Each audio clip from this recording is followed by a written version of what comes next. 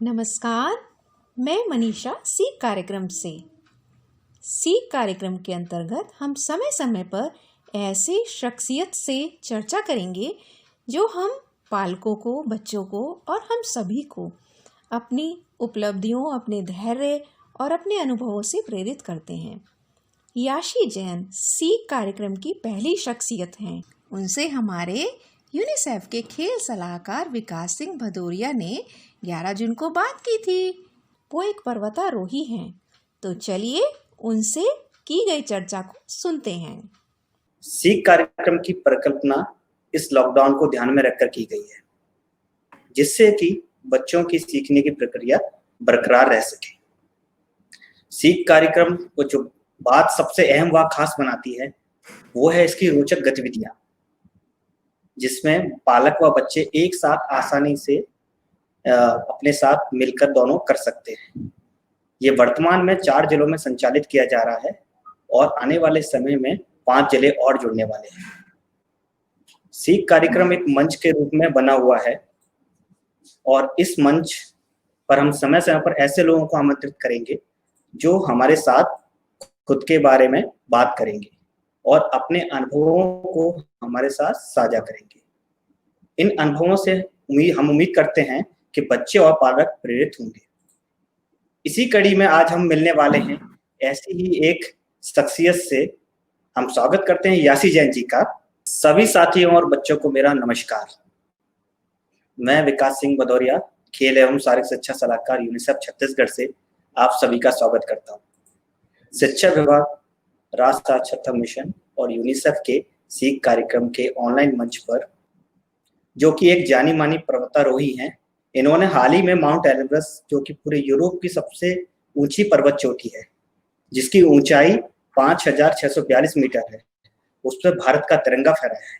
अपनी दृढ़ संकल्प और कठोर मेहनत से न केवल राज्य बल्कि अपने देश का नाम रोशन किया है। तो याशी जी नमस्कार। नमस्ते। नमस्ते सर। तो याशी जी, सबसे पहला प्रश्न मेरा आपसे है कि माउंटेनिंग जो खेल है या रॉक क्लाइंबिंग जिसको बोलते हैं, इस खेल के बारे में, खेल क्या होता है, इसके बारे में थोड़ा हम सबको बताएं। जी जरूर। माउंटेनियरिंग एक ऐसा खेल है जिसमें आपकी हार या जीत किसी दूसरे से नहीं होती है, खुद से होती है। और इस फील्ड में ज्यादातर ऐसा होता है कि आपको लंबी लंबी दूरी चढ़नी होती है, बर्फीली पहाड़ चढ़ना पड़ता है और कई बहुत एडवर्स कंडीशंस भी आती है जो आपको सब पार करते हुए आगे बढ़ना होता है। कहने में तो ये सिर्फ लगता है कि क्या है, बस आपको 10 किलो का 20 किलो का बैग उठा के चलना है और फतह करना है, लेकिन जब असलियत में वहां पहाड़ों पे हम रहते हैं तो उसकी कठिनाई पता चलती है कि वो होती क्या है, जो कि मैं आपको ऐसे नॉर्मली भी बता भी नहीं सकती हूँ। जी, तो ये काफी डिफिकल्ट गेम है। जैसे आपकी बातों से जो आपने एक बहुत अच्छी बात बोली कि इसमें अपने मन से आपको लड़ना होता है और तभी आप कोई चीज आप फतेह कर सकते हैं। ये काफी अच्छी चीज है। तो माउंटेनिंग जैसा खेल चुना आपने, इसके पीछे कोई खास वजह थी क्या? एक वजह थी, मेरे पापा जो कि बैंक में हैं, उन्होंने मुझे बताया था कि हमारी छत्तीसगढ़ की जो महिलाएं हैं वो हर चीज में आगे हैं, हर काम करती हैं, लेकिन फिर भी उन्हें वो सम्मान नहीं मिलता या वो तवज्जो नहीं दी जाती है जो कि उनको मिलना चाहिए। और साथ ही साथ जहाँ अगर कभी हम दूसरे प्रदेश में जाते हैं तो वहाँ के लोग हमको थोड़ा कम आंकते हैं, वो कहते हैं अरे छत्तीसगढ़िया है, कुछ बड़ा नहीं कर सकते। तो यही मेरी सोच थी उसके पीछे कि मुझे कुछ अच्छा करना है, बड़ा करना है और लोगों को दिखाना है कि छत्तीसगढ़ के लोग भी कुछ कर सकते हैं। तो इसीलिए मैंने अपना ये फील्ड चुना, माउंटेनियरिंग। और इसीलिए हम छत्तीसगढ़िया भी कहते हैं ना, छत्तीसगढ़िया सबले बढ़िया। तो बस यही चीज सबको दिखाना है। अच्छा, मतलब ये आपको थोड़ा सा ये लगा कि अगर मैं एक महिला हूँ तो मैं ऐसा कुछ काम करूँ जो थोड़ा सबसे डिफरेंट हो। और आपने जो बोला छत्तीसगढ़िया सबले बढ़िया, वेरी गुड। अगला प्रश्न हम याशी जी आपसे लेते हैं। हर किसी के सक्सेस के पीछे एक स्टोरी होती है, जो मुझे लगता है कि एक स्टोरी होती है। असल में वो स्टोरी एक जर्नी होती है ना, वो एक जर्नी होती है जिसमें उतार चढ़ाव कई चीजें रहती हैं। तो आपसे जानना चाहते हैं कि आपकी जर्नी के बारे में हम लोग थोड़ा सा जानना चाहते हैं। जी सर। जैसे कि मैंने आपको बताया कि माउंटेनियरिंग चुनने के पीछे मेरी सोच क्या थी, तो वही सोच थी मेरी कि महिलाओं के लिए कुछ अच्छा करना है, अपने प्रदेश के लिए कुछ अच्छा करना है। तो ये बात थी क्लास 12th की, जब हमको डिसाइड करना होता है कि हमको अपने करियर में आगे क्या चुनना है। तो उस समय के लिए तो मैंने अपना करियर के लिए बीटेक को चुना, लेकिन बीटेक करने के बावजूद मुझे वो चीज़ हासिल नहीं होती जो मैं चाहती हूँ, जो मेरा सपना है। तो तभी मैंने एक मैगज़ीन पढ़ी थी जिसमें माउंटेनियरिंग के बारे में दिया हुआ था, और एक माउंटेनियर है अरुणिमा सिन्हा, लखनऊ की, जो ओके। कि उनके ओके। पैर नहीं है, उसके बावजूद उन्होंने एवरेस्ट सबमिट किया था।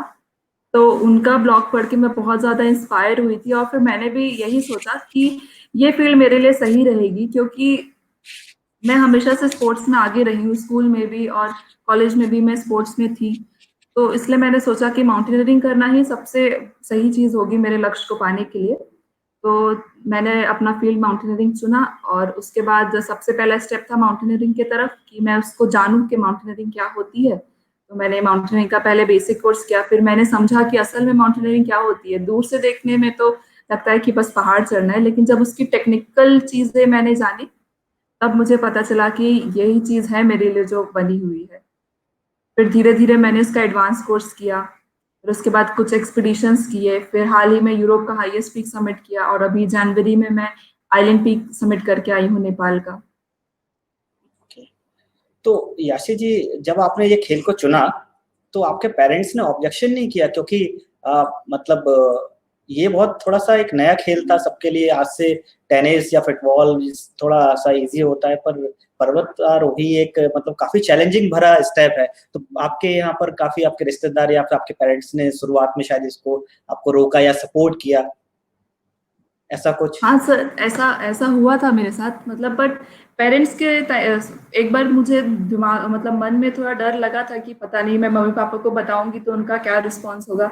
लेकिन जैसे ही मैंने अपने पेरेंट्स को इस सोच के बारे में बताया कि मुझे माउंटेनियरिंग में अपना करियर बनाना है, तो उनका बहुत सपोर्टिंग नेचर था। उन्होंने मुझे बहुत अच्छी तरीके से सपोर्ट किया और बोला, बेटा तुमको जो अच्छा लगता है तुम वो करो। तो उन्होंने ही मेरे लिए पूरा कोर्स वगैरह फिर सर्च करके फिर मैंने कोर्स के लिए गई, और फैमिली की तरफ से भी अच्छा सपोर्ट मिला था। कुछ नेगेटिव सपोर्ट्स भी आते हैं, लेकिन जब आपके मम्मी पापा आपके साथ है तो आपको और किसी के सपोर्ट की जरूरत नहीं होती। राइट, ये तो राइट। जी। तो आपने अभी हाल ही में माउंट एवरेस्ट पर्वत, जो यूरोप की सबसे ऊंची चोटी है, उस पर चढ़ाई की। तो कभी जी। शायद आपके साथ ऐसा पल आया हो जब आपको लगा हो कि अब नहीं होगा, अब मैं बस लौट चलूं, अब मेरे से नहीं हो पाएगा, आपका शरीर, आपका मन जवाब देने लगा हो, ऐसा कोई पल आया क्या आपके साथ? जी सर, ऐसा एक पल आया है मेरे साथ। ओके। तो आपने उसको ओवरकम कैसे किया और कब आया, थोड़ा सा आप बताएंगे तो हम सब जो जी देखने जी। वाले हैं आपके अनुभव से लाभ लेंगे। तो जब मैं एल्ब्रस की चढ़ाई कर रही थी, तो करीबन जब भी हम किसी समिट के लिए निकलते हैं तो हम लोग आधी रात में निकलते हैं, क्योंकि तब वेदर थोड़ा शांत रहता है। तो हम रात के 1 बजे समिट के लिए निकले थे, और उसके बाद करीबन मेरी लगभग 80% मेरी चढ़ाई हो चुकी थी, लेकिन कुछ तकलीफें आ रही थी। मेरे हाथ ठंडे पड़ रहे थे, फ्रीज हो रहे थे, पैरों पैरों में पैर मेरे नम हो गए थे। और उस समय मेरा दिमाग बस यही कह रहा था, चल याशी अब वापस चलते हैं, अब और नहीं होगा तुझसे। लेकिन चूंकि मेरी 80% चढ़ाई हो चुकी थी, कुछ ही दूरी बाकी थी, तो मेरे मन ने ये सोचा कि अगर तू देखो अभी आगे जाने में जितना टाइम लगेगा उतना ही देखो वापस जाने में भी टाइम लगेगा, और उतनी मेहनत करनी पड़ेगी। तो क्यों ना हम आगे जाके एक अचीवर कहलाएं, ना कि वापस जाके एक लूजर कहलाएं। तो हर एक एक्सपीडिशन में ऐसा पल आता है मेरे साथ, लेकिन मेरा मन यही सोचता है कि हम आगे जाके अचीवर बन सकते हैं। बस अपने शरीर के ऊपर अपने मन को जिताना है और आगे बढ़ना है। ओके। बहुत अच्छी बात आपने बोली याशी जी यहाँ पर कि अगर मैं उस समय अगर आप शायद ड्रॉप कर देती तो आज हम लोग शायद ऐसे बैठ के बात नहीं कर रहे होते। और आपने बहुत अच्छी जी। चीज बोली कि अचीवर अचीवर बनने की हमने बात की है यहाँ पे, पीछे हमको नहीं लौटना था, उतना टाइम आपको लगता। माउंटेनिंग जो खेल है याशी जी, मुझे जितना मालूम है इसके बारे में, ये काफी टफ खेल है और मानसिक फिटनेस के साथ साथ उच्च कोटि की इसमें फिजिकल फिटनेस की भी जरूरत होती है। जितना अपने मेंटल एबिलिटी भी चाहिए उतना फिजिकल फिटनेस भी इसमें चाहिए होती है और काफी टफनेस चाहिए होती है। तो इसको बरकरार रखने के लिए आप किस प्रकार मेहनत करती हैं? आपने ये बहुत सही बात बोली कि माउंटेनियरिंग जो फील्ड है इसमें फिजिकल के साथ साथ मेंटल फिटनेस भी ज़रूरी होती है, और इसके लिए मुझे बहुत ज़्यादा कड़ी मेहनत करनी पड़ती है। जैसे कि मेरा जो रूटीन रहता था वो ऐसा होता था कि सुबह उठकर कम से कम 3 से 4 घंटे मेरा कार्डियो एक्सरसाइज़ होता था, फिर योगा होता था, जिसमें मेरा हर वीक मेरा ट्रेनिंग चेंज होते रहता था। कभी कम ट्रेनिंग, थोड़ा ईज़ी ट्रेनिंग रहता था, तो नेक्स्ट वीक हाई ट्रेनिंग रहता था, जैसे कि 3-3 घंटे तक चलने की प्रैक्टिस करना, वेट लेकर चलने की प्रैक्टिस करना, अगर बॉडी हार रही है, थक रही है, तो भी चलने की प्रैक्टिस रखना, क्योंकि पहाड़ों पे हमको चलना पड़ता है, लगातार चलना पड़ता है और वेट लेके चलना पड़ता है। और कई स्विमिंग क्लास भी मैं जाया करती थी, योगा के कई आसन करती करती थी, क्योंकि योगा एक ऐसा चीज़ है जो कि आपको मेंटली स्टेबल रखता है और माउंटेनियरिंग में ये बहुत ज़रूरी है, क्योंकि जब आप एक हाइट पे होते हैं तो आपकी डिसीजन पावर थोड़ी वीक पड़ जाती है। आप जितना मेंटली स्ट्रांग रहेंगे, उतना ही आपके लिए अच्छा रहेगा।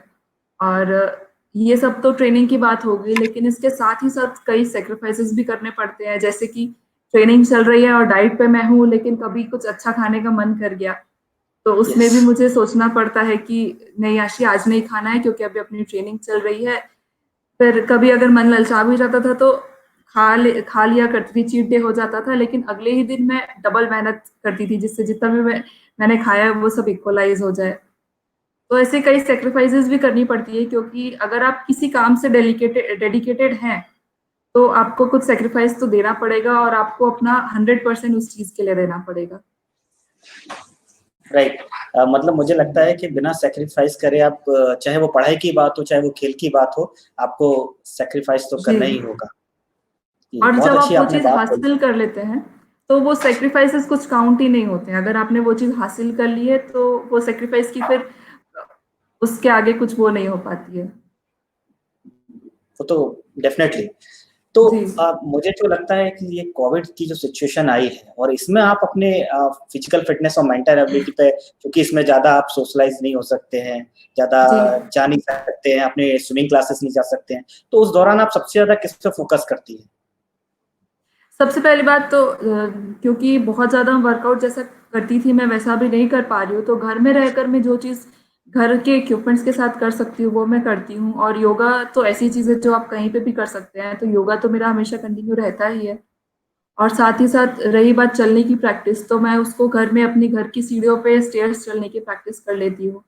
और ये कोविड ऐसा टाइम है कि जो बाहर निकलने के लिए तो हमें नहीं निकलने के लिए मजबूर कर ही रहा है, तो हम घर में रहकर इसको जितना काम कर सकते हैं वो हमारे लिए अच्छा है। ठीक। सीख कार्यक्रम को आप कैसे देखती हैं? जैसे मैंने पहले बताया सीख कार्यक्रम के बारे में, आप भी उससे काफी जी। जुड़ी हुई हैं और आपने भी उसको काफी फॉलो किया हुआ है, सब्सक्राइब भी किया हुआ है, तो उसको आप कैसे देखती हैं? जिस तरह से सीख कार्यक्रम कोरोना को ध्यान में रखकर जो गतिविधि बनाई गई है, क्या लगता है आपको समाज पर इसका क्या असर पड़ेगा? बहुत ही अच्छी पहल है ये सीख कार्यक्रम यूनिसेफ ने और जो शिक्षा विभाग ने लाया है, क्योंकि आज के टाइम पे कोरोना हमको घर में रहने के लिए ही कह रहा है, जैसे कि तो हम घर में रहकर जितना कर सकते हैं वो हमारे लिए अच्छा है। तो सीख कार्यक्रम मेरे मेरे ख्याल में बहुत अच्छी चीज़ है, क्योंकि आज के इस टाइम में अगर बच्चों को कुछ नया सिखा रहा है वो घर रहकर भी, और उनको नई नई चीज़ें सिखा रहा है, नए नए गेम सिखा रहा है, तो बहुत अच्छी चीज़ है। और आज का ये जो टाइम है इसमें हमको कॉपरेशन सीखना ज़्यादा ज़रूरी है, और एक दूसरे से भागने से बजाय कॉपरेशन सीखना ज़रूरी है। तो बहुत ही अच्छी पहल है ये यूनिसेफ की और सीख कार्यक्रम की। अच्छा, तो इसका इम्पैक्ट जो है, जो आपने बोला कि सीख कार्यक्रम में जिस प्रकार गतिविधियां आ रही हैं, जो बच्चों की सीख को बरकरार रखने की बात कर रहा है इस कोविड के दौरान भी, और यहाँ पर भी हम पहुंच सके हैं, यूनिसेफ यहाँ पर भी पहुंच सका है, वहां इसको पहुंच रहे, तो इसका इम्पैक्ट क्या पड़ेगा खास तौर पे पालक और बच्चों के बीच में या जैसे कि उनके घर अभी में? जी, जितनी भी आपने गतिविधियाँ लाई हैं सीख कार्यक्रम के थ्रू, तो वो सब है कि आपको घर में रहकर ही करना है। और अभी बच्चे ज़्यादातर टाइम अपना फ़ोन में ही वेस्ट कर रहे हैं या टीवी देखने में वेस्ट कर रहे हैं, क्योंकि अभी पढ़ाई का भी उनके पास कुछ ज़्यादा काम नहीं है। तो अगर आप फ़ोन के थ्रू उनके पास अगर कुछ अच्छी बातें पहुँचा रहे हैं, और आपने जितने भी गेम्स दिए हैं उसमें आप पेरेंट्स को और बच्चों को दोनों को इन्वॉल्व कर रहे हैं, तो इससे पेरेंट्स और बच्चों के बीच में बहुत अच्छा रिलेशन डेवलप होगा। और ये जो टाइम है इसमें लोग बहुत ज़्यादा इरिटेटेड हो जाते हैं, क्योंकि घर में दिन भर रहना सबकी आदत में नहीं रहता है। तो घर में रहकर भी अगर आप अपने मम्मी-पापा के साथ अपनी बातें शेयर कर रहे हैं, तो उससे बहुत ज़्यादा इम्पैक्ट पड़ता है। बहुत अच्छी आपने बात बोली कि इस समय जब घर में लोग बंद हैं और काफ़ी ज़्यादा इरिटेट हो जा रहे हैं और उस समय इसका जी, इम्पैक्ट काफ़ी ज़्यादा पड़ेगा जो आपने बोला। उसके लिए मैं यूनिसेफ और शिक्षा विभाग को धन्यवाद दूँगा कि इस तरह के कार्यक्रम वो डेवलप कर रहा है, आगे भी डेवलप डेवलप करेगा। कर रहे हैं। जी। इम्पोर्टेंट एक और क्वेश्चन है कोविड हाँ, इस कोविड को ध्यान में रखते हुए आपको क्यों लगता है कि खेल इसमें महत्वपूर्ण भूमिका निभा सकता है और इसके फ़ायदे क्या हैं? क्योंकि स्पेशल जैसा आपने बोला कि काफ़ी ज़्यादा लोग अभी बंद हैं और इस तरह के उनके व्यवहार में नहीं है, एकदम व्यवहार सडनली व्यवहार परिवर्तन करने की बात है। तो जी। क्यों क्या लगता है आपको खेल ही क्यों? क्या इम्पोर्टेंस है उसका इस कोविड को लेकर? मेरे मानने में ये है सर कि खेल एक ऐसा चीज़ है जो तुरंत आपका जो भी अगर आपके में इरिटेटेड मूड है या कुछ है तो तुरंत आपका वो मूड को चेंज कर सकता है। तो अगर आप अपने आप को किसी भी चीज़ में व्यस्त रखें, चाहे वो खेल हो या जो भी हो, तो उससे आपका थोड़ा जो नेचर है वो थोड़ा स्टेबल रहता है। और इस टाइम पे जो जी, कि अभी सब कोई टेंशन में है या इरिटेटेड है, हर जगह बस कोविड की बात चल रही, तो उसके कारण टेंशन भी बहुत आता है मन में कि आगे क्या होगा। तो उसके बीच में भी अगर आप अपने आप को बिज़ी रखते हैं, खेल-कूद में अपने आप को एक्टिव रखते हैं, तो आपका जो टेंशन लेवल है वो बहुत कम हो जाता है। और साथ ही साथ जो ये बीमारी है, उसमें हमको इम्यूनिटी की ज़्यादा ज़रूरत है। तो खेल ही एक ऐसा चीज़ है जिससे आप अपनी इम्यूनिटी बढ़ा सकते हैं। बहुत अच्छी बात आपने बोली कि जैसे भारत सरकार और समय-समय पर गाइडलाइंस आती रही है कि कोरोना में हमको अपनी इम्यूनिटी पे काम करने का समय है। ज़्यादातर हम उसी पर काम करना चाहिए। जो आपने बात बोला कि खेल का मेंटल स्ट्रेस के साथ-साथ सबसे इम्पोर्टेंट जी। चीज़ ये भी है कि इससे इम्यूनिटी पावर इंक्रीज़ होता है, जो इस कोरोना जी, जैसी बिल्कुल। महामारी में लड़ने में हमारे सहायक हो सकता है। पर आपने इतनी सारी बेहतरीन चीज़ें बताई, पर आप भी जानते हैं और हम भी कहीं न कहीं जो हम पढ़ते हैं, देखते हैं, समझते हैं कि आज भी हम जानते हैं समाज और शैक्षिक संस्थानों में खेल को जिस तरह का स्थान मिलना चाहिए था, शायद वो अभी नहीं मिला है। इसको लेकर आपका कोई सुझाव हो? बहुत ही सही बात बोली है सर आपने कि खेल को जो स्थान मिलना चाहिए वो अभी तक नहीं मिला है और यहाँ तक कि घर में भी मम्मी-पापा हम लोग को यही समझाते हैं, कई पेरेंट्स यही बोलते हैं कि तुम पढ़ाई-लिखाई पे ध्यान दो, खेल-कूद में जाके क्या ही होगा और ऐसी सोच होती है और ये टाइम ऐसा है कि हमको यही सोच बदलनी है क्योंकि आज खेल में भी बहुत सारे आगे चीज़ें हैं जो आप कर सकते हैं। और साथ ही साथ मेरी एक ये भी राय है कि मैं गवर्नमेंट से ये कहना चाहूँगी कि आप हर स्कूल में, हर जितने भी कॉलेजेस हैं, सब में आप स्पोर्ट्स को लाएँ, जिससे कि बच्चे ज़्यादा से ज़्यादा जानें कि कितने वैरायटी के स्पोर्ट्स होते हैं और वो अगर उसमें रुचि रखते हैं, तो उसमें आगे जाके क्या कर सकते हैं। और साथ ही साथ मेरा एक ये भी सुझाव है कि जैसे कि आप जब पेरेंट्स टीचर मीटिंग में जाते हैं, तो आप हिंदी टीचर से या बायो टीचर से या ज्योग्राफी या मैथ्स टीचर से पूछते हैं कि आपका बच्चा उसमें कैसा कर रहा है। तो आप स्पोर्ट टीचर से भी जाके ये पूछिए कि आपका बेटा स्पोर्ट्स में कैसा है। अगर आप थोड़ा-सा अवेयरनेस दिखाएँगे स्पोर्ट्स के लिए तो यकीनन स्पोर्ट्स टीचर भी थोड़ा ध्यान देंगी बच्चों पर, कि वो स्पोर्ट्स को ज़्यादा से ज़्यादा समझें और उसमें आगे बढ़ें। आपने बहुत अच्छी बात बोली कि ज़रूरत है आज के युग को देखते हुए और आज की ज़रूरतों को देखते हुए कि स्कूलों में और जो शैक्षिक संस्थान होते हैं, कॉलेज, उनमें स्पोर्ट्स ऐसे कंपल्सरी होना चाहिए और ख़ास जी, तौर पे जो पालक हैं, पालक जाके जब जिस तरह से साइंस के बारे में पूछते हैं, मैथमेटिक्स के बारे में पूछते हैं, उस तरह से ये भी जान सकते हैं कि हमारा बच्चा कैपेबल हो रहा है, स्पोर्ट्स में कोई दिक्कत जी। जा रही है। तो ये भी अगर पूछते हैं तो उसका मुझे लग रहा है काफ़ी अच्छा इम्पैक्ट जाएगा। हम हम आशा करते हैं कि ये बात हमसे हमारी जो डिस्कशन है इसको लोग सुन रहे होंगे और उसको अपने जीवन में उसको अपनाएँगे। खेल आपने एक और बात बोला था अभी जी, जी, आशीष जी। और स्पोर्ट्स से ये भी चीज़ होती है कि आपका फिज़िकल जो आपका डेवलपमेंट होता है, उसमें भी वो बहुत हेल्प करता है। जैसे आपका नेचर बिल्डिंग करने में, आपके में लीडरशिप क्वालिटी भी लाता है। तो स्पोर्ट्स तो मेरे ख़्याल से हर जगह होना चाहिए और हर बच्चों को उसमें आगे आना चाहिए क्योंकि वो बच्चों का कॉन्फिडेंस भी डेवलप करता है और लीडरशिप क्वालिटी भी लाता है। तो मेरे हिसाब से स्पोर्ट्स बहुत ज़रूरी है आज के टाइम पे। जी, मुझे लगता है आप ये कह रही हैं कि जो मैं समझ पा रहा हूँ कि स्पोर्ट्स एक ऐसा प्लेटफॉर्म हो सकता है जो लीडरशिप डेवलप कर सकता है, बार बार बच्चों को जी, अपॉर्चुनिटी मिलती है जिसमें हर अपॉर्चुनिटी। बच्चा फिर अपने आप को एक्सप्रेस कर पाता है। बहुत सही बात आपने बोला। कई बच्चे ऐसे होते हैं कि वो शायद अपने आप को एक्सप्रेस करने में दिक्कत होती है, और बच्चों के बीच में उनको एक प्लेटफॉर्म मिलता है, और स्कूल और कॉलेज या इस तरह के संस्थान जो हैं, शैक्षिक संस्थान, वो बच्चों के लिए एक अच्छा प्लेटफॉर्म है। सारे बच्चे एक जी, साथ उसमें आ सकते हैं। जो एक आपने अभी बात बोला कि बहुत सारे पेरेंट्स के मन में ये चाहता है कि साइंस और मैथ्स में कैरियर हो सकता है, पर स्पोर्ट्स थोड़ा अगर जाएंगे तो हो सकता है कि बच्चा ना अगर बेहतर कर पाया तो फिर वो क्या होगा। तो हम थोड़ा सा ये समझना चाहते हैं कि स्पोर्ट्स में एज ए कैरियर क्या जी, स्कोप हो सकता है स्पोर्ट्स में? स्पोर्ट्स में भी कई सारे स्कोप होते हैं सर, जैसे कि आप स्पोर्ट्स टीचर से लेकर कॉलेज में कोच या किसी स्पेसिफाइड मतलब गेम्स के कोच टीचर बन सकते हैं, और स्पोर्ट्स जर्नलिज्म में जा सकते हैं। और अगर आप किसी नेशनल या इंटरनेशनल प्लेयर हैं तो आपके लिए कई कोटा भी रहते हैं जो आपको डायरेक्ट गवर्नमेंट जॉब देते हैं। फिर आप स्पोर्ट्स इवेंट भी ऑर्गेनाइज करवा सकते हैं। तो ऐसे कई चीज़ें होती हैं जिसमें आप जा सकते हैं, और ऐसा नहीं है कि स्पोर्ट्स में करियर नहीं बन सकता है। मतलब आपका कहना है कि जर्नलिज्म एक पार्ट हो सकता है, आपका जी, टीचिंग जर्नलिज्म। एक पार्ट हो सकता है, कोचिंग एक पार्ट हो सकता है, और हम लोग आजकल जो आईपीएल्स वगैरह होते हैं उसमें जो देखते हैं, एंकरिंग जो कर रहे स्पोर्ट्स होते इवेंट हैं, एंकरिंग या फिर कर वो रहे हैं। सब, जी, हाँ, वो भी एक स्पोर्ट्स का एक पार्ट हो सकता है, मार्केटिंग में एक जी, पार्ट हो सकता है। काफी आप मैं डिटेल में बताया, और मैं आशा करता हूँ कि पालक हमारे जरूर इसको सुन रहे होंगे, और उनको ये खुशी होना चाहिए कि अगर आप स्पोर्ट्समैन नेशनल लेवल पे जा रहे हैं तो अच्छी बात है, इंटरनेशनल पे जा रहे हैं और अच्छी बात है। उसके अलावा भी काफी सारे स्कोप स्पोर्ट्स में ओपन है, तो बच्चों को उसमें अपना बढ़ावा देने की जरूरत है। जी। याशी जी, आपका अगला लक्ष्य क्या है? जैसे अभी आप माउंट एलिब्रस को फतेह करके आए हैं, तो अगला आपका टारगेट क्या है? मेरा, जैसा कि मैंने आपको अपना एम बताया कि मुझे महिलाओं के लिए और छत्तीसगढ़ के बच्चों के लिए कुछ अच्छा करना है, तो सबसे पहला तो टारगेट मेरा यही है कि मैं अपना ये जो एडवेंचरस फील्ड है, ये और ज़्यादा लोगों तक पहुंचा पाऊँ और इसमें और ज़्यादा बच्चों को आगे ला पाऊँ।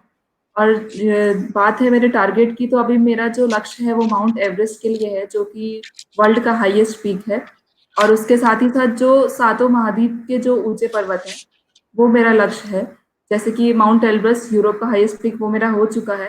अब नेक्स्ट तैयारी मेरी माउंट एवरेस्ट के लिए है। Mount Everest, very good. मुझे लग रहा है काफी टारगेट जी आपका सर। बहुत बड़ा है, और आपको मेहनत करने की काफी आवश्यकता रहेगी, और आप कर भी रहे हैं, और कोविड के दौरान जो आपने बताया। बहुत आवश्यक। यासी यासी जी, अब हम अपने जी, दर्शकों के सवाल लेंगे। काफी देर से दर्शक अपने सवाल जी, वो कर रहे हैं, तो हम उनके सवाल लेते हैं। एक संतोष मंडावी जी हैं हमारे साथ, जो आप देख पा रहे हैं। जी। ये बालक आश्रम तोंगपाल विकासखंड छिंदगढ़ से है। ये जानना चाहते हैं, यदि आपके जैसे पर्वत पर चढ़ाई करनी हो तो हमें शुरुआत कैसे करें? शुरुआत आप ऐसे कर सकते हैं कि सबसे पहले, अगर आपको नॉर्मल ट्रैकिंग से स्टार्ट करना है तो आप छोटे-मोटे ट्रैक पर जाके शुरुआत कर सकते हैं। और अगर आपको माउंटेनियरिंग के पूरे गहराई तक जानना है तो आपको पहले उसका कोर्स करना पड़ेगा। कई इंस्टीट्यूट हैं इंडिया में जो कोर्सेज़ प्रोवाइड करते हैं, दार्जिलिंग में, उत्तरकाशी में। तो आप पहले कोर्स करिए और फिर जानिए माउंटेनियरिंग क्या है, और उसके बाद ही उसका शुरुआत कीजिए। ओके। अगर याशी जी, ये जो संतोष जी ने प्रश्न पूछा है, जी। उसी पर हम लोग बात करें कि छत्तीसगढ़ में कोई ऐसी जगह है क्या यहाँ पर हम शुरुआत कर सकते हैं? सर, अभी तक छत्तीसगढ़ में ऐसा कुछ जगह नहीं है, बट आगे जाके मैं कोशिश कर रही हूँ कि एक ऐसा रॉक क्लाइंबिंग ही स्टार्ट करूँ, जिससे कि बच्चे जाने माउंटेनियरिंग क्या होता है, क्योंकि अभी तक उनको सही गाइडेंस नहीं मिल पा रही है कि माउंटेनियरिंग क्या होता है। तो मेरी कोशिश चल रही है उसके लिए अभी। एक और हमारे दर्शक हैं सोमेश कुमार यादव जी, उनका प्रश्न भी इसी तरह से है कि हमें पूर्व में क्या तैयारी करने की क्या आवश्यकता है, और किन किन विशेष बातों का हमें ध्यान रखना चाहिए माउंटेनियरिंग करते वक्त? जैसा कि मैंने आपको पहले बताया कि माउंटेनियरिंग एक ऐसा फील्ड है जिसमें आपको फिजिकल के साथ साथ मेंटल फिटनेस की भी ज़रूरत होती है। तो आप पहले माउंटेनियरिंग में जाने से पहले अपने आप को फिजिकली फिट करिए, सब एक्सरसाइज करके, रनिंग वगैरह करके। जैसे कि मैं स्टेयर के सीढ़ियाँ चढ़ा करती थी, रोज रोज वेट लेके सीढ़ियाँ चढ़ती थी। तो वैसे कई एक्सरसाइज है जो आपको करनी चाहिए फिजिकल फिटनेस के लिए। और रही बात मेंटल फिटनेस के लिए, तो वो आपको योगा से और मेडिटेशन से ही आ सकता है, तो वो आपको करना चाहिए। हाँ, हमारे एक और दर्शक जी हैं, नुमन जी, वो पूछ रहे हैं कि आपका कभी मनोबल डगमगाया क्या, कभी चढ़ते जरूर। वक्त? जरूर ऐसा पल आता है, लेकिन वही बात है ना कि आपको अपने मन के ऊपर अपनी जीत करनी होती है। तो इसीलिए कई बार ऐसा पॉइंट आता है, जब मैं पहाड़ों पे होती हूँ तो कई बार मेरे को दिमाग में ये भी आता है कि क्या मैं नॉर्मल और अच्छी लाइफ को छोड़ के यहाँ पहाड़ों में मैं क्यों आई हूँ। लेकिन तभी मुझे ये लगता है कि नहीं, यही मेरी तो जिंदगी है और मुझे तो यही सब पसंद है, क्योंकि वहाँ की कंडीशन इतनी हार्श हो जाती है कि एक बार तो लगता है कि मैं अच्छी से कहीं एसी रूम में बैठ के अभी लैपटॉप में अपना काम कर रही होती और मैं कहाँ अभी यहाँ पहाड़ों पे आ गई। लेकिन फिर लगता है नहीं, पहाड़ी मेरी जिंदगी है। ओके।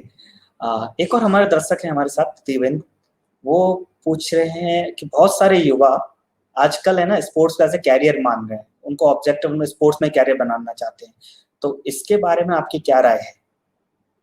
बहुत अच्छी है बात तो, कि अगर आप स्पोर्ट्स पे अपना करियर बना रहे हैं, क्योंकि आप अगर किसी जॉब में ओरिएंटेड रहेंगे और स्पोर्ट्स से कनेक्टेड नहीं रहेंगे, तो आपकी लाइफ थोड़ी, जैसा कि मुझे लगता है कि थोड़ी बोरिंग से हो जाती है, कि बस ऑफिस जाना, घर आना, खाना पीना, सो जाना। और अगर आप एक स्पोर्ट्स से रिलेटेड हैं या आपने स्पोर्ट्स में अपना करियर बनाया है, तो आप हर चीज में ऑलराउंडर रहते हैं, क्योंकि आप हर चीज के साथ कनेक्ट कर सकते हैं। हमारे अगले दर्शक हैं पारुल जी, उन्होंने प्रश्न पूछा है, एक महिला होने के नाते इतना कठिन फैसला पर्वतारोही बनने का आपने कैसे लिया, और अगर मैं चुनौतियों की बात करूं तो शुरुआत की मेजर चुनौतियां क्या आपको आई? जैसे मैंने आपको बताया कि मैं महिलाओं के लिए कुछ और बच्चों के लिए कुछ अच्छा करना चाहती हूँ, यही सब सोच है मेरी ये पर्वतारोहण चुनने के पीछे।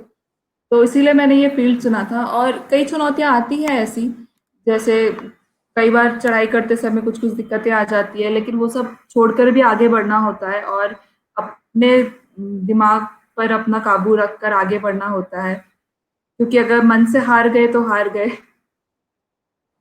मन के हार हार है, मन की जीत मन के जीत हारे हार है, मन है। के जीते जीत। जी। Okay okay. एक और हमारे साथी हमारे साथ मौजूद हैं, दीपक, ये पूछ रहे हैं कि यूरोप की सबसे बड़े पर्वत माउंट एवरेस्ट में जो क्या सोचकर आपने चढ़ाई की, और विश्व को आप इसके पीछे क्या संदेश देना चाहती थी?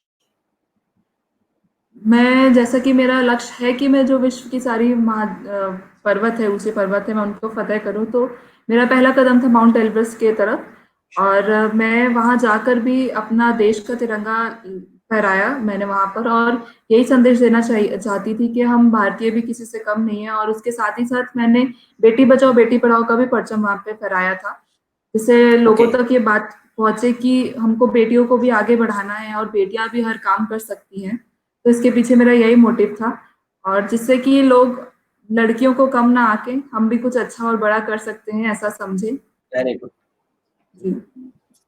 हमारे अगले अगले दर्शक हैं अमित, वो पूछ रहे हैं कि उनकी खुद भी एक छोटी बच्ची है, इस जी। नाते वो जानना चाहते हैं कि नारी शक्ति का आप जो प्रतीक बन के समाज में उभरी हैं, तो इसको और आप एज ए रोल मॉडल हैं, तो उसके पीछे आप क्या संदेश देना चाहेंगे, और बच्चियों खेल के क्षेत्र में बच्चों को आगे बढ़ने के लिए क्या करने की आवश्यकता है, और दो तीन प्रश्न मिक्स हैं इसमें, और बच्चियों को समान अवसर मिले उनके रुचि के अनुसार, इसके लिए आपको क्या सुझाव है?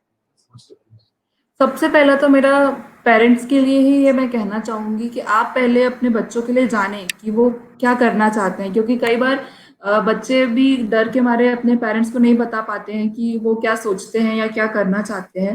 तो सबसे पहले चीज तो यही है, मेरी सब पेरेंट्स के लिए मैं यही कहना चाहूंगी कि आप पहले अपने बच्चों को समझें कि वो असल में क्या करना चाहते हैं, क्योंकि कई बार पेरेंट्स अपने सपने बच्चों पे थोप देते, नहीं तुमको यही करना है तो यही करना है, और बच्चे प्रेशर में आके वो कर भी लेते हैं लेकिन खुश नहीं हो पाते हैं। तो अगर आप शुरू से अपने बच्चों के साथ वैसा रिलेशन रखेंगे कि हर बात शेयर करना, हर बात जिससे आप बच्चे आपके साथ एक्सप्रेस कर पाए, तो वो आपको बता भी पाएंगे कि वो असल में करना क्या चाहते हैं। और अगर स्पोर्ट्स में ही आपकी बिटिया आगे भी जाना चाहती है, तो वो एक बहुत अच्छा है करियर। आप उसको शुरू से जिस फील्ड में, या बैडमिंटन में या फिर टेनिस में या जिसमें भी वो जाना चाहती है, आप शुरू से ट्रेनिंग दीजिए। आगे जाके ज़रूर उसे जीत मिलेगी। बहुत अच्छी बात आपने बोली, जिसमें खास तौर पे जो आपने बात बोला कि बच्चियों को अगर आगे बढ़ना है तो उसके घर वाले या पेरेंट्स को थोड़ा सपोर्ट करें, जिससे बच्चों को अपॉर्चुनिटी मिलेगी, इक्वल अपॉर्चुनिटी, लड़का और लड़की दोनों बराबर रूप में कर सकते हैं, नाम रोशन कर सकते हैं। अगला प्रश्न हमारे साथ एक और हमारे व्यूअर्स हैं, नमन जी। उन्होंने बोला कि आपने जब माउंट एवरेस्ट पर्वत फतेह किया, अपना टारगेट पूरा किया, तो सबसे पहले जो खुशी का जो क्षण था वो आपने किसके साथ शेयर किया, किसके साथ शेयर किया आपने? जी, तो जैसे कि उतने हाइट पे मैं थी तो तब नेटवर्क तो था नहीं मेरे पास।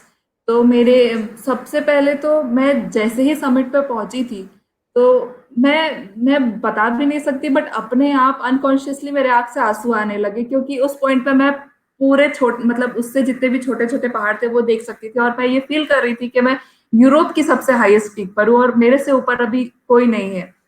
और जैसे कि वहाँ पे मेरे फ्रेंड्स लोग ही थे साथ में, तो उन्होंने भी सबमिट किया था, फिर उनके साथ मैंने फीलिंग शेयर किया, और जैसे ही मैं नेटवर्क जोन में वापस आई तो सबसे पहले मैंने कॉल अपनी मम्मी पापा को लगाया, और मैं रोते रोते उन्हें बता रही थी कि पापा मैं जीत कर आई हूँ, और मैंने अपना भारत का तिरंगा वहां लहराया और बेटी बचाओ का परचम लहराया। बहुत आपने अच्छी बात की। जब आप बात बोल रहे थे ये, तो मैं उसको अनुभव कर पा रहा था कि जब आप चोटी पे पहुंची होंगी और वो जो फीलिंग है वो किस तरीके से उससे अनुभव, मेरे भी रोंगटे है ना थोड़े से खड़े हो गए थे जब आप, मैं फील कर रहा था उसको। मैं मतलब उतने अच्छे तरीके से शायद एक्सप्रेस भी नहीं कर पाऊँ जो कि मैं वहां जाके फील कर रही थी, क्योंकि तब की जो फीलिंग होती है वो इनएक्सप्रेसिबल रहती है। बहुत बढ़िया बात आपने बोली। महेंद्र कुमार हमारे बीच में, हमारे एक और साथी हैं, उन्होंने आपसे एक प्रार्थना की है, एक रिक्वेस्ट की है कि प्लीज जब भी मौका मिले आप बस्तर और सुकमा दंतेवाड़ा जरूर आइए।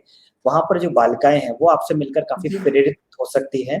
तो हम आपसे रिक्वेस्ट करेंगे कि जब भी आपको अपॉर्चुनिटी मिलती है इस तरीके से, तो प्लीज वहां जाइए। हमारा अगला हमारा अगला सवाल है, एक इंजीनियर है जयंत जी, उन्होंने उनके कि आप अपने लक्ष्य को प्राप्त किया, उसके पश्चात जीवन शैली में क्या अंतर आया पहले की तुलना में? जैसे कि मैं जब इस फील्ड में एंटर हुई, और उससे पहले भी मैं स्पोर्ट्स से कनेक्टेड रहती थी, बट कभी उतना ज़्यादा मैंने नहीं सोचा। और पहले मेरी हेल्थ भी ज़्यादा हुआ करती थी, और माउंटेनियरिंग में आने के बाद मैं अपने आप पे ध्यान देने लगी कि मुझे इस तरीके से अपने आप को बनाना है, या फिर मैं डाइट मेंटेन करने लगी। और सबसे पहली बात होती है कि अगर आप किसी चीज़ के लिए आप एम बना लेते हैं तो आप बहुत ज़्यादा डेडिकेटेड हो जाते हैं, क्योंकि आप किसी और से तो झूठ बोल सकते हैं लेकिन आप खुद से झूठ नहीं बोल सकते हैं।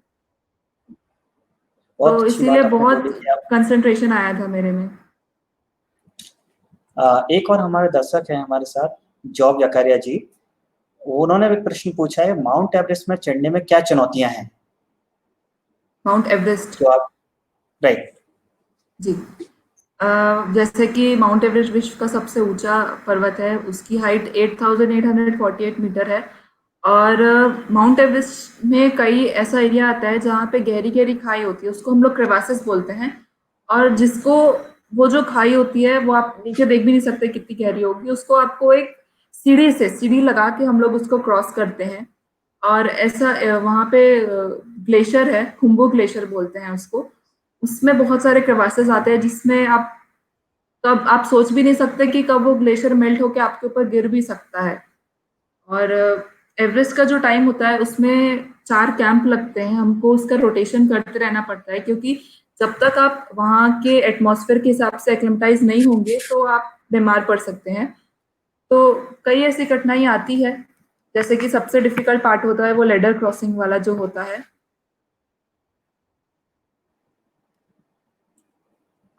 ओके।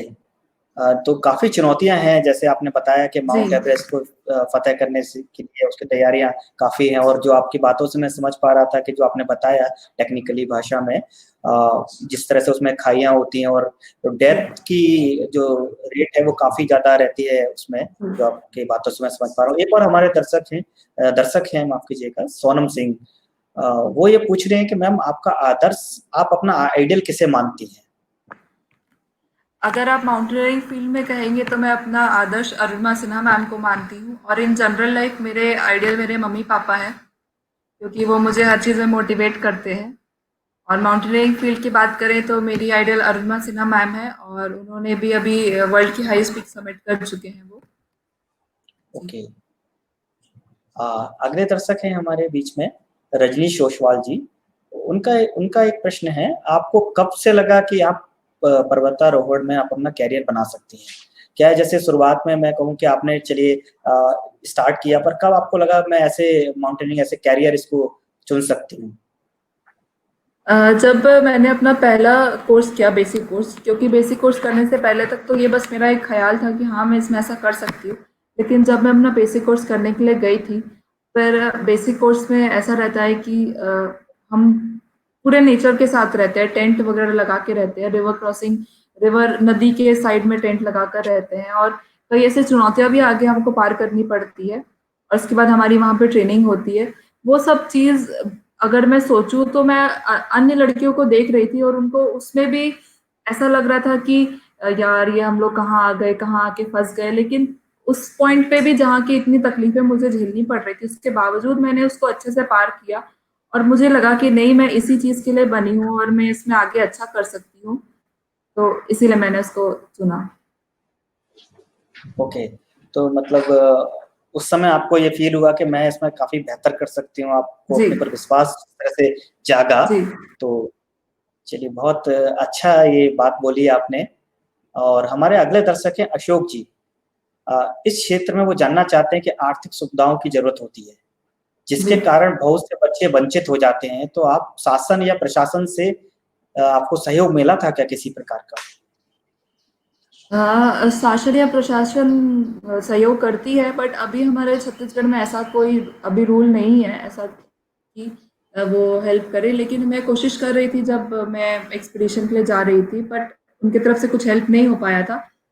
फिर पापा ने ही मेरी हेल्प की लोन वगैरह से, और वैसे नहीं तो कई स्टेट में जैसे कि हरियाणा में, और कई जगह ऐसा, मध्य प्रदेश में भी ऐसा है कि अगर आप माउंट एवरेस्ट के लिए जा रहे हैं तो गवर्नमेंट की तरफ से आप स्पॉन्सर होते हैं, और नहीं तो कई कंपनियां, कई प्राइवेट कंपनियां ऐसी होती कि जो आपको स्पॉन्सर करती हैं। ओके। तो अब हम आखिरी 2 सवाल लेंगे, उसके बाद जी। फिर हम अपना एक एक हमारे साथ है नरेंद्र जी करके हैं। मेरा सवाल, उन्होंने पूछा है कि एक बच्चे को इस क्षेत्र में आगे बढ़ने के लिए शाला स्तर के शिक्षक के छत्तीसगढ़ शासन को आप क्या सलाह देना चाहती हैं? मतलब अगर एक बच्चे को आगे बढ़ाना हो उस क्षेत्र में, तो इस अपने जो गवर्नमेंट का एजुकेशन सिस्टम है, शाला, उस पर आप क्या शासन को सलाह देना चाहेंगे? मेरी सलाह यही रहेगी कि अभी तक छत्तीसगढ़ में ऐसा कोई इंस्टीट्यूट नहीं है जहाँ पे आप जान सके इस फील्ड के बारे में। तो एक ना एक ऐसा इंस्टीट्यूट होना चाहिए जिसमें ज़्यादा नहीं तो समर में ही एक कैंप लगना चाहिए, जिससे कि ज़्यादा से ज़्यादा बच्चे अपनी छुट्टियों में इसको आके सीख सकें और जान सके कि क्या वो ये आगे करना चाहते हैं या नहीं करना चाहते हैं। एक आखिरी प्रश्न हम लेंगे विकास रंजन जी का। उन्होंने ये पूछा है कि इस क्षेत्र में अपना कैरियर बनाने के लिए आप नवयुवकों को क्या संदेश देना चाहती हैं, जो मैं इसमें अपना ये कैरियर बनाना जी। चाहते हैं रॉक क्लाइंबिंग? तो मैं जी। इसमें यही संदेश देना चाहूँगी, अगर आप इसमें कैरियर बनाना चाहते हैं तो पहले आप खुद से शुरुआत करिए। पहले खुद को उस चीज़ के लिए, अगर आप इसमें नहीं या किसी भी स्पोर्ट्स फील्ड में करियर बनाना चाहते हैं तो आप पहले खुद से शुरुआत करिए, खुद को फिट करिए, और उसके बाद आप उस करियर को जानिए वो क्या होता है। जब आप जान लेंगे कि वो क्या होता है अच्छे से, फिर आप अगर उसमें करियर बनाएंगे तो आपके लिए भी आसानी होगा। बहुत अच्छी बात आपने बोला कि सबसे पहले आप इसको जानिए, समझिए, अपने आप को जी। पहचानिए, तब हम इसमें जी। आगे अप्रोच करना ठीक रहेगा, जैसे आपने ठीक है। बहुत अच्छी बात बोली। अ, एक प्रश्न एक और था कि आप अपने दोस्तों और छत्तीसगढ़ के बच्चों को कोई संदेश देना चाहेंगी, जो आपको देख रहे हैं, सुन रहे हैं, और ये प्यारे-प्यारे बच्चे आपको जुड़ पा रहे हैं इतने दूर-दूर दराज इलाके से, उनको कोई संदेश, या और जो जी। आपको देख पा रहे हैं, उन दोस्तों को कुछ संदेश आप देना चाहेंगे?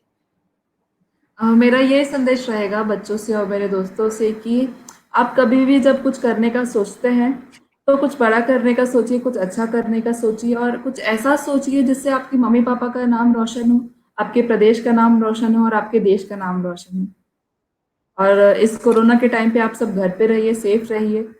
और अगर आप मेरे जैसे ऐसे सीख कार्यक्रम से जुड़ना चाहते हैं तो जल्दी से जाके फेसबुक में सीजी सीख का एक पेज है, उसको जाके सब्सक्राइब कीजिए और जुड़िए इस कार्यक्रम से। बहुत बढ़िया आपने बात बोली कि अगर आप इस सीख यात्रा में शामिल होना चाहते हैं तो सीजी सीख करके यूट्यूब में टाइप करिए और सब्सक्राइब करिए, तो आपको बहुत सारे रिलेवेंट चीजें आपको मिलेंगी जो आपने डिस्कस किया। बहुत बहुत धन्यवाद याशी जी, अपना कीमती समय हम सबको देने के लिए। तो दोस्तों ये थी याशी जी, छत्तीसगढ़ की बेटी, जिन्होंने काफी सरल रूप से अपने अनुभवों को हम सबके साथ बहुत अच्छे से साझा किया। मैं सीख कार्यक्रम से विकास सिंह भदौरिया आप सभी से विदा लेता हूँ। नमस्कार। कैसा लगा आपको? हमें ज़रूर बताएं। आप हमें कमेंट सेक्शन में जाकर मैसेज दे सकते हैं या हमारे फेसबुक पेज से हमें बताएं। फेसबुक पेज का लिंक डिस्क्रिप्शन में है। हम फिर मिलेंगे ऐसे ही लाइव इवेंट और चर्चाओं के साथ। इंतज़ार कीजिएगा।